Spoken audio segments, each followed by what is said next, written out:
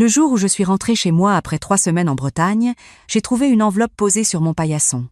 Une enveloppe blanche, avec mon prénom écrit dessus de l'écriture de ma fille. À l'intérieur, un seul mot. « Maman, on a besoin de te parler. Ne t'inquiète pas. » Quand quelqu'un vous dit de ne pas vous inquiéter, c'est exactement là qu'il faut commencer à s'inquiéter. Je m'appelle Colette, j'ai 69 ans. Je suis retraitée depuis 4 ans, j'ai passé toute ma carrière comme documentaliste dans un lycée du Val-de-Marne. Je vis seule depuis le divorce, il y a 22 ans. J'ai une fille, Isabelle, 43 ans, mariée à Renaud depuis 15 ans. Ils ont 2 enfants, Théo et Lucie, que j'adore. Et pendant longtemps, j'ai cru qu'Isabelle et moi, on avait une belle relation. Pas parfaite quelle relation mère-fille, est vraiment, mais solide. Fondée sur le respect. Du moins, c'est ce que je croyais. Je vis dans un pavillon à Fontenay-sous-Bois. 110 mètres carrés, un petit jardin, une maison que j'ai achetée seule en 1998 après le divorce, avec mon salaire, sans aide de personne. J'en suis fière. Ce n'était pas facile à l'époque, une femme seule, avec une petite fille qui prend un crédit immobilier, mais j'ai tenu. J'ai remboursé jusqu'au dernier euro. Cette maison, c'est ma liberté. C'est moi. Alors quand j'ai lu cette enveloppe ce soir-là, les valises encore dans le couloir, quelque chose dans mon ventre s'est serré. Pas de panique, juste un pressentiment. Le genre de sensation qu'on apprend à reconnaître avec l'âge. Le lendemain matin, Isabelle et Renaud sont arrivés à 9 heures. Ils avaient l'air préparés. Renaud surtout, il avait ce sourire qu'il prend quand il veut convaincre quelqu'un de quelque chose. Il est commercial dans une boîte de matériel médical. Il sait parler aux gens. Ils se sont assis dans le salon. J'avais préparé du café. Isabelle a regardé ses mains pendant un long moment avant de lever les yeux vers moi. « Maman, on s'inquiète pour toi. » J'ai attendu. Tu vis seule ici depuis des années. La maison est grande. Les escaliers, tu as eu mal au genou l'hiver dernier. Et si tu tombais? Si quelque chose t'arrivait? J'ai dit que mon genou allait très bien. Merci. Renaud a pris le relais avec ce sourire. Colette, ce n'est pas une critique. C'est de l'amour. On a réfléchi ensemble, longuement. On a visité un endroit magnifique à Vincennes, une résidence senior. Moderne, des activités, du personnel disponible 24 heures sur 24. Il y a même un jardin, tu serais entouré. Entouré. Le mot qu'ils utilisent quand ils veulent dire « surveiller ». On pourrait s'occuper de tout, a ajouté Isabelle. La vente de la maison financerait ta résidence pour de nombreuses années. Et avec ce qui reste, elle n'a pas fini sa phrase. Elle n'avait pas besoin. J'avais compris. La maison. Il voulait la maison. J'ai bu mon café lentement. Je n'ai pas élevé la voix. Je n'ai pas pleuré. Je leur ai dit que j'allais y réfléchir, que c'était une grande décision, que j'avais besoin de temps. Renaud a hoché la tête avec ce sourire. Bien sûr, prends tout le temps qu'il te faut. Ils sont repartis convaincus, j'en suis sûre. Convaincus que la vieille maman allait doucement céder. Mais ce qu'ils ne savaient pas, ce qu'ils ne pouvaient pas savoir, c'est que ce n'était pas la première fois que j'entendais ce genre de conversation. Pas exactement dans ces mots. Mais le fond, oui. Depuis quelques années, j'entendais des petites choses, des remarques légères, presque invisibles si on ne fait pas attention. Mais moi, j'avais appris à faire attention. Ça avait commencé 3 ans plus tôt, à peu près, un dimanche chez Isabelle, pour le déjeuner. On parlait de la maison, une fuite d'eau que j'avais eu à faire réparer. Renaud avait dit, l'air de rien. Ce genre de choses, ça va aller en s'amplifiant, Colette. Une vieille maison, ça demande beaucoup d'entretien. À votre âge, c'est lourd à gérer seul. À votre âge. J'avais 66 ans. Je faisais du vélo 3 fois par semaine. Une autre fois, c'était Isabelle.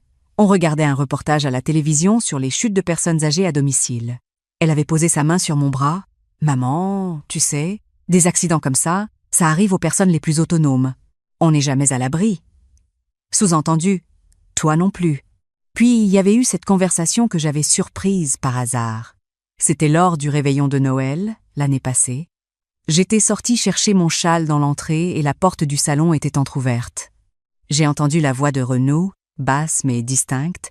« Si elle vend maintenant, le marché est encore bon dans ce secteur. On pourrait utiliser notre part pour solder le crédit de la maison de campagne. » Leur maison de campagne. Dans l'Yonne.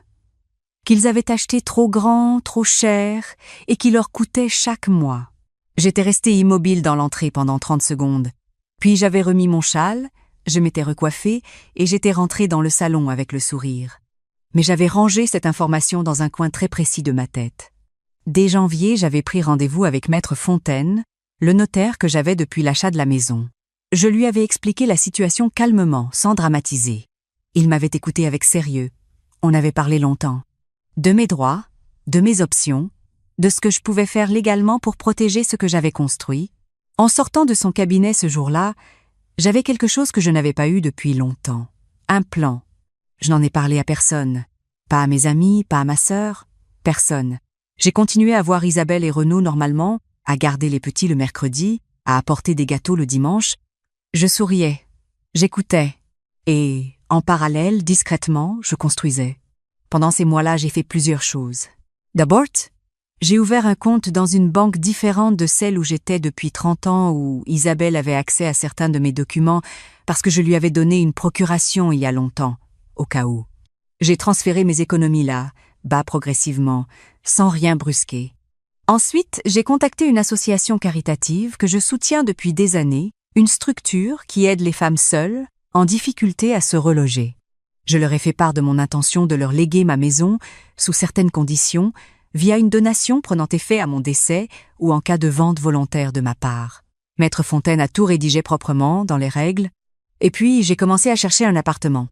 Pas une résidence senior, un vrai appartement, pour moi, à ma mesure. Je l'ai trouvé en mars, un 2 pièces lumineux à Joinville-le-Pont, au 2e étage avec ascenseur, vue sur la Marne. Loyer raisonnable avec ma pension de retraite 1 200 € par mois, pour moi, c'était tout à fait gérable. J'ai signé le bail en avril. J'ai commencé à y apporter des affaires petit à petit les week-ends où je disais à Isabelle que j'allais chez ma sœur à Orléans. Pendant ce temps, la pression augmentait doucement du côté d'Isabelle et Renaud. Après leur visite en mai, celle avec l'enveloppe sur le paillasson, ils sont revenus 2 semaines plus tard avec une brochure de la résidence de Vincennes. Très belle brochure. Papier glacé. Photos de personnes âgées souriantes autour d'une table avec des fleurs dessus. On a même parlé à la directrice, a dit Isabelle. Elle peut te faire visiter la semaine prochaine si tu veux. J'ai pris la brochure. Je l'ai regardée poliment. J'ai dit que c'était très joli. Maman, il faut être réaliste, a dit Isabelle d'une voix douce mais ferme. Tu ne vas pas rester seule dans cette grande maison indéfiniment. Réaliste. Voilà un autre de ces mots. Vous avez raison, j'ai dit. Je vais y réfléchir sérieusement.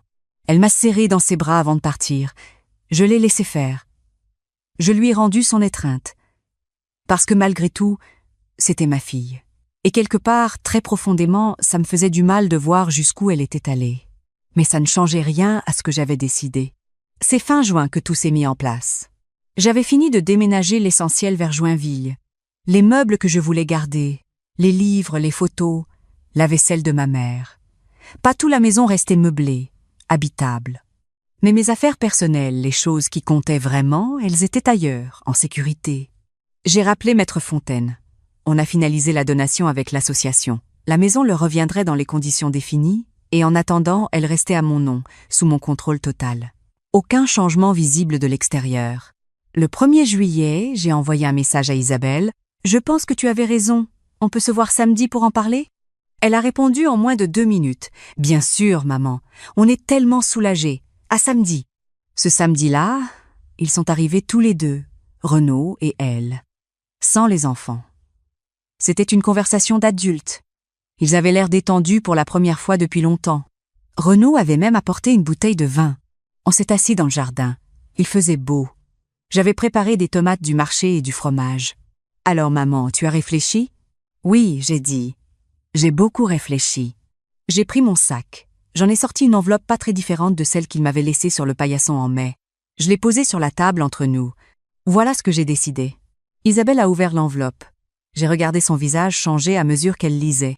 D'abord une légère confusion. Puis quelque chose de plus difficile à nommer. Dans l'enveloppe, il y avait 2 documents.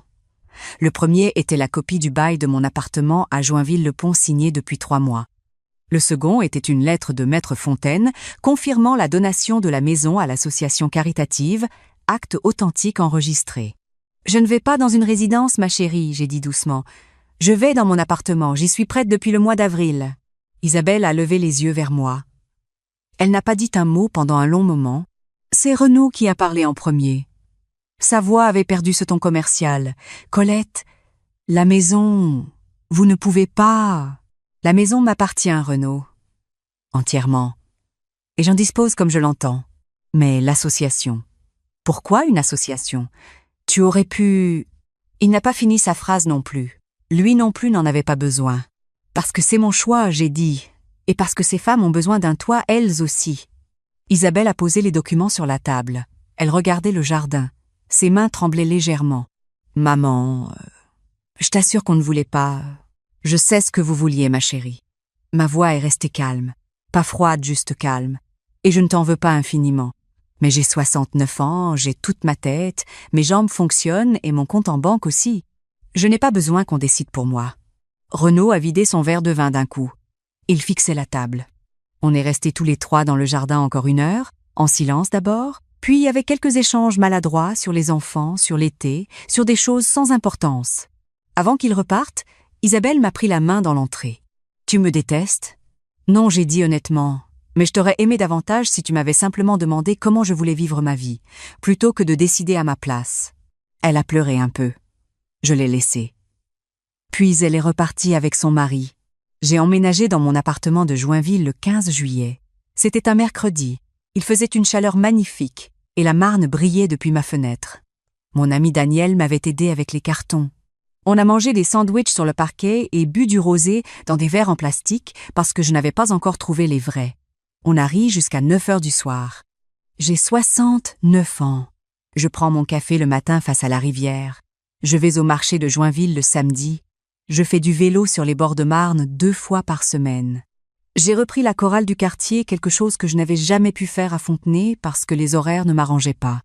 La maison de Fontenay est toujours debout. L'association a commencé les démarches pour en faire une maison d'accueil pour femmes en transition. Maître Fontaine me tient informé. Je suis contente de savoir que ces murs vont servir à quelqu'un qui en a vraiment besoin. Isabelle m'appelle tous les dimanches.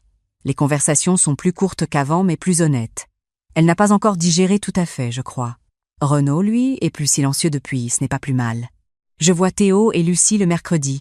Je les emmène au parc, à la bibliothèque, parfois au bord de la Marne avec leur vélo. Ils ne savent rien de tout cela. Pour eux, leur mamie a juste un joli appartement avec vue sur l'eau. Théo dit que c'est mieux que l'ancienne maison parce qu'il peut voir les bateaux depuis la fenêtre. Il a peu être raison. Ce que j'ai appris de tout ça, et je voudrais que vous l'entendiez vraiment, si vous êtes dans une situation qui ressemble un peu à la mienne, c'est qu'à partir d'un certain âge, les gens ont tendance à parler de vous comme si vous n'étiez plus tout à fait là, comme si vieillir signifiait devenir progressivement transparent. On prend des décisions à votre place avec les meilleures intentions du monde, en oubliant de vous demander ce que vous voulez, vous. La chose la plus importante que j'ai faite dans toute cette histoire, ce n'est pas la donation, ce n'est pas l'appartement. C'est d'avoir décidé en janvier de ne plus attendre que les choses m'arrivent, de prendre les devants, de construire ma propre issue, dans le calme et la discrétion, sans bruit, sans scène, sans reproche. Parce qu'on ne récupère pas sa dignité en criant, on la protège en agissant. Maître Fontaine m'a dit quelque chose lors de notre premier rendez-vous qui m'est resté.